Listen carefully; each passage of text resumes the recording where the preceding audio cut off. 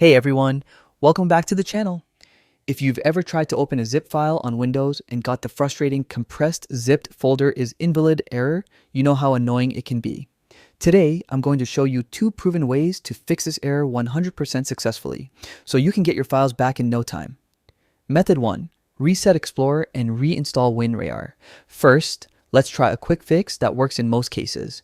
Press Windows plus R, type appeys.cpl, and hit enter. This opens programs and features. Scroll down to WinRAR, right-click it, and select uninstall. Next, open Task Manager, find Windows Explorer. You'll likely see it twice. Then select each instance and click in Task. Don't worry, your desktop might disappear for a moment. Now, click File, run New Task, type Explorer, and hit OK. This restarts Windows Explorer. Go ahead and try opening your zip file again. Often, this alone resolves the issue. Method 2. Use the latest WinRAR repair tool. If the first method doesn't work, we'll repair the archive directly. Head to the official WinRAR website, then download and install the latest version.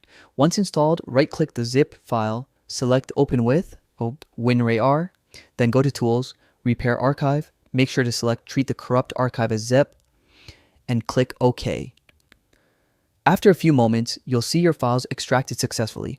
This method works even on seriously corrupted zip files. And that's it.